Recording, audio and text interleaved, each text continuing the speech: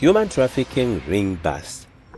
90 Ethiopian nationals rescued in Sunnydale Ridge, Johannesburg. Police have rescued 90 people believed to be part of the human trafficking. The South African Police Services SAPS Special Task Force STF unit say the undocumented nationals were allegedly kept against their will. National Police spokesperson Brigadier Athlenda Mathe said the victims were living under inhumane conditions in Sunnydale Ridge, Johannesburg. A multidisciplinary team led by the STF were tracing a victim of kidnapping for the ransom when they also made the discovery of the undocumented nationals who were found locked up, confined, and packed into rooms. Investigations are underway as to how these nationals were trafficked into SA. She said among the Ethiopian nationals was the kidnapped victim who was also rescued.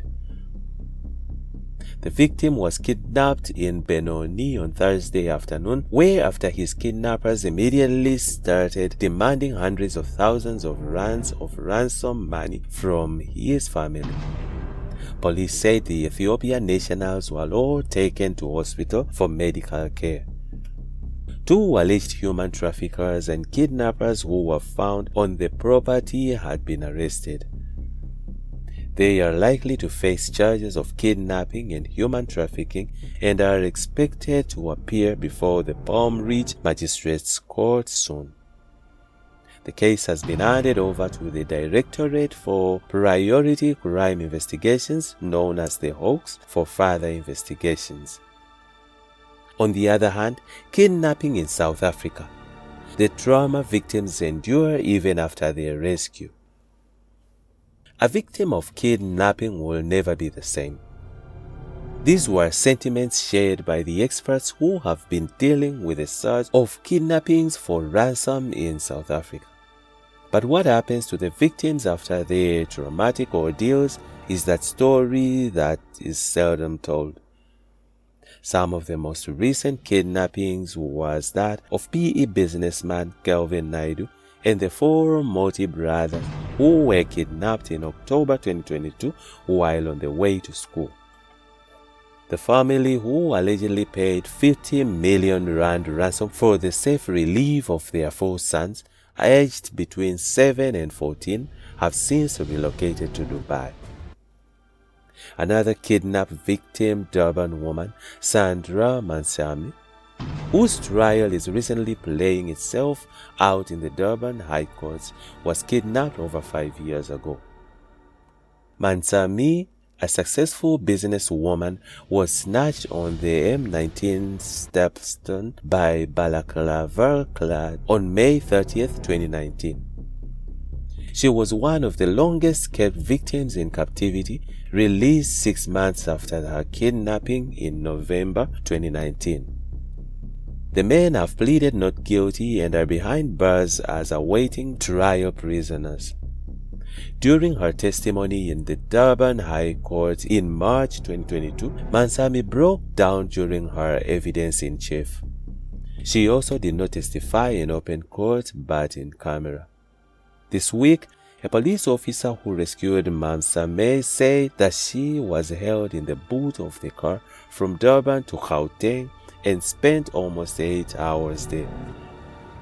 A person close to the investigation said Mansami was a shadow of her former self.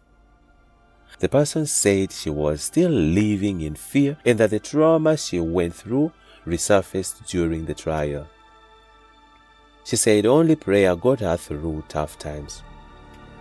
Speaking about the psychological effects of kidnapping is Kerry Frizzell, a psychologist from the University of Western Cape. A really interesting case that comes to mind of the ways in which kidnapping impacts on an individual is the story of Alison Bolter. Frizzell said many healthcare experts refer to effects to post-traumatic stress disorder like guilt, anxiety, instructive memories, etc., that occur after a kidnapping.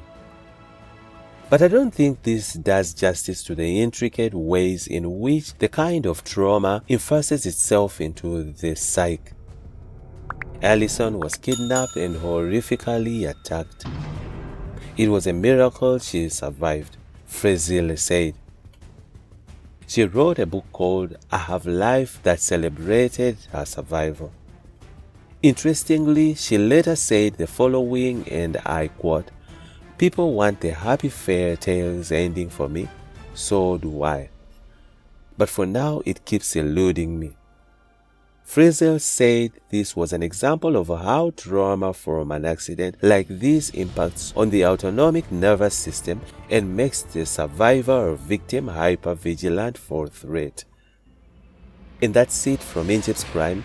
Stay tuned to SA Crime and Correctional updates.